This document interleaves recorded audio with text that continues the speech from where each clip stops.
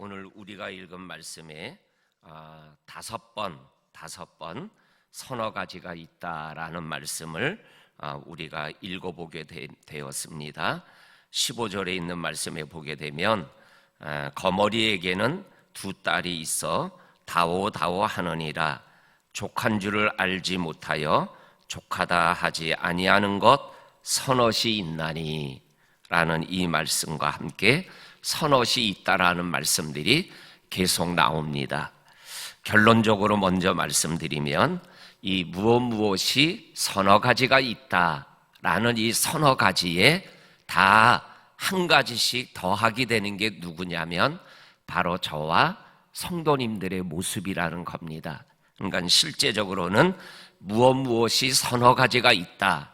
그런데 실제적으로는 네다섯 가지가 있다라는 말씀으로 받아야 이 말씀이 내 말씀이 되는 거죠. 이러한 것들이 서너 가지가 있다. 이런 서너 가지가 있구나. 이렇게 지나가면 이거는 그냥 읽고 지나가는 거 되는 거죠. 그런데 이 말씀을 통해서 이 말씀에 서너 가지 중에 내가 포함되면 네다섯 가지가 있는 거구나.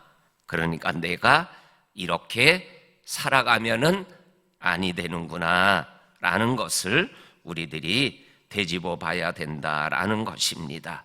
오늘 첫 번째 말씀드리는 족한 줄을 알지 못하고 족하다고 말하지 못하는 그러한 서너 가지가 있다. 스월이 지옥이 있고 아이배지 못한 태와 물로 채울 수 없는 땅과 족하다 하지 아니하는 불이 바로 그러한 것이다. 그리고 또 하나 누구예요?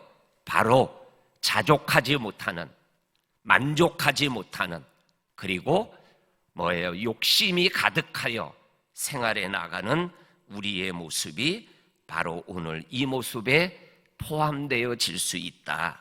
그래서 빌립보서 4장 11절과 12절에 있는 말씀에 보게 되면 사도 바울이 내가 자족하기를 배웠다라는 말씀이 나옵니다. 그래서 족한 줄 알지 못하고 족하다고도 하지 못하는 그러한 세상의 모습들을 바라보면서 나도 족하다고 말할 수 없는 내 모습 속에서 일체의 비결을 배우게 하시는 하나님 앞에서 자족을 배우는 그러한 내 인생을 살아가기를 원하는 마음을 이 말씀을 통해서 우리들이 고백하고 결심을 해야 될 줄로 믿습니다. 그리고 두 번째 18절 말씀에 보게 되면 내가 심히 기이 여기고도 깨닫지 못하는 것 서넛이 있다. 그래서 공중에 날아다니는 독수리의 자취, 반석 위로 기어다니는 뱀, 그리고 바다로 지나다니는 배, 그리고 남자와 여자와 함께한 자취다. 그리고 20절에 음녀의 자취가 그러하다.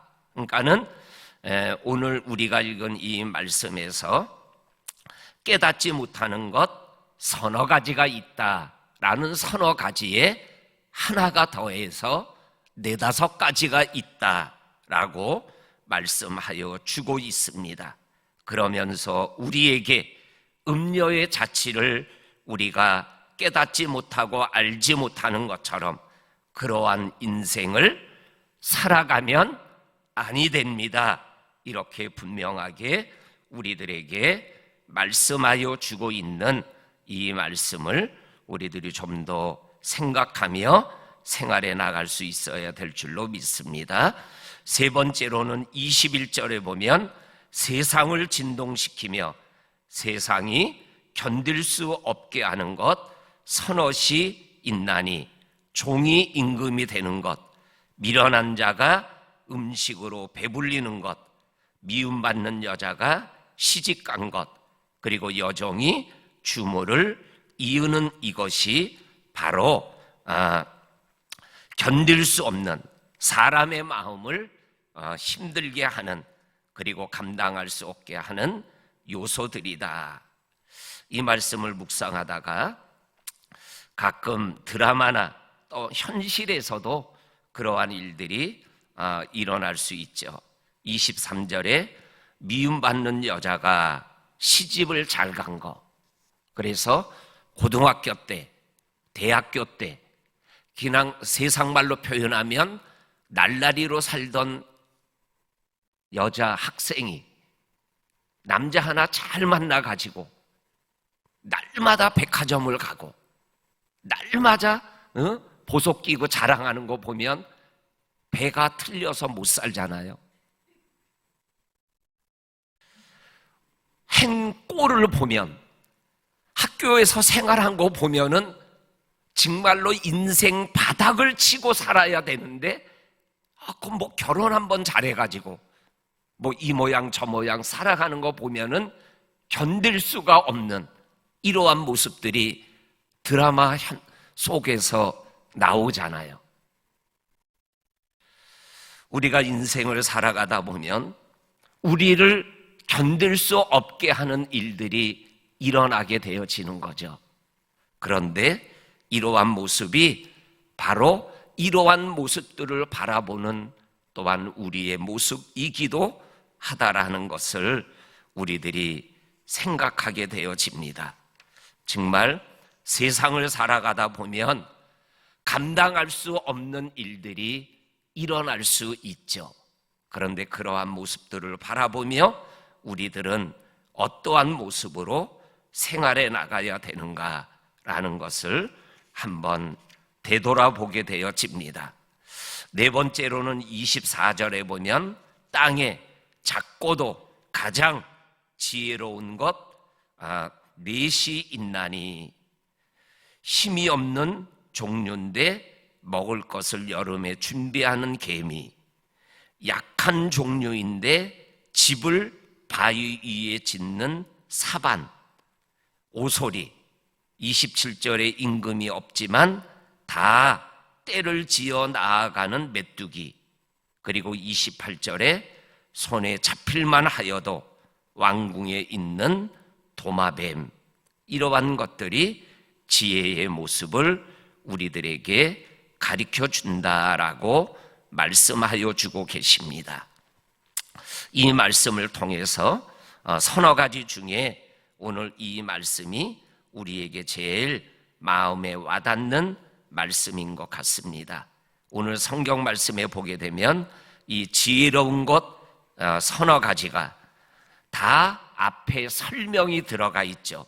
힘이 없다, 약하다, 또한 지도자가 없다, 그리고 손에 사람들에게 잘 잡히는 그러한 도마뱀이다. 그런데 그들이 살아가는 모습을 보면 지혜롭게 살아가고 있는 모습을 보게 되어집니다. 그래서 여기에서 이러한 모습을 우리들은 보게 되어집니다. 자신의 삶 속에, 우리 인간의 삶 속에 약한 모습이 있고, 그리고 부족한 모습이 있고, 그리고 나를 정말로 잘 지켜줄 만한 지도자가 없을 때도 그러한 모습들이 우리에게 있을 수 있지만, 그리고 남들에게 쉽게 잡힐 수밖에 없는 그러한 연약한 모습들이 있지만, 도리어 그것이 나에게 강점이 되어서 인생을 지혜롭게 살아가게 하는 모습들을 보게 되어진다라는 것을 우리에게 분명하게 말씀하여 주고 계십니다. 그래서 이것을 또 이렇게 영적으로 내 말씀으로 받아들이면 약점을 강점으로 만드는 삶을 살아가는 지혜, 그리고 또 다른 면으로 표현하면 약한 면이 있지만은 그러나 개미에게는 부지런함이라는 강점이 있는 거예요.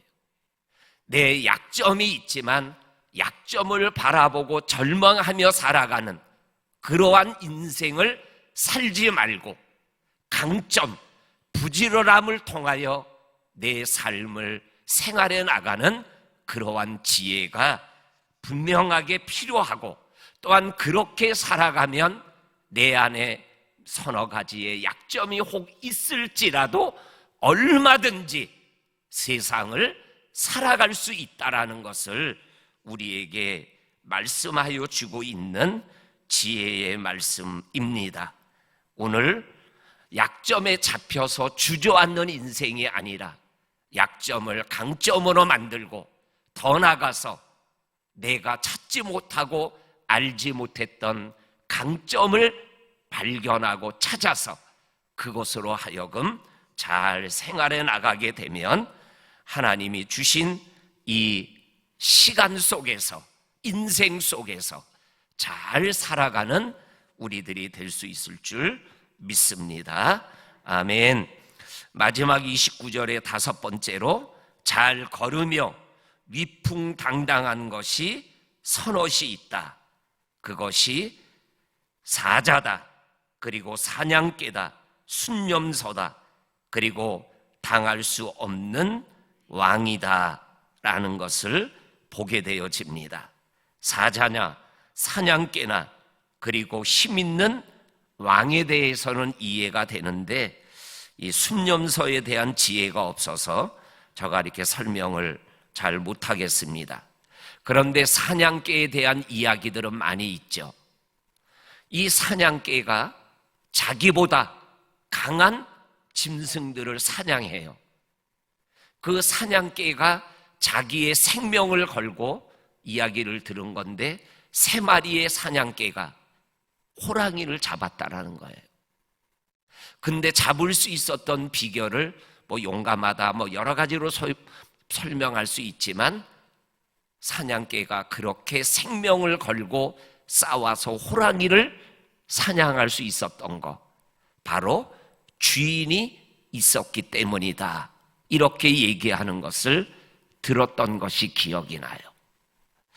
오늘 우리가 약한 것 같지만, 그리고 부족한 것 같지만, 그러나 인생을 위풍당당하게 살아갈 수 있는 것, 바로 사냥개가 주인 앞에서 용감하게 살아가는 것처럼 하나님이 내 뒤편에 있음을 믿으면 세상을 위풍당당하게 생활해 나갈 수 있다라는 것을 우리들에게 지혜자가 분명하게 말씀하여 주고 계십니다.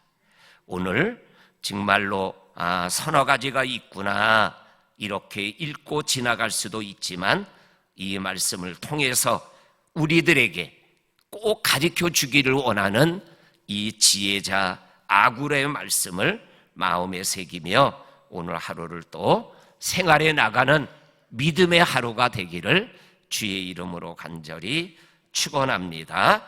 아멘. 하나님 아버지, 고맙고 감사합니다. 오늘도 하나님께서 주시는 말씀 속에 내게 주시는 말씀을 붙잡고, 오늘도 그 말씀 때문에 힘있게 담대하게 지혜롭게 생활해 나가는 오늘 하루가 되게 하여 주옵소서. 예수님 이름으로 기도하옵나이다. 아멘.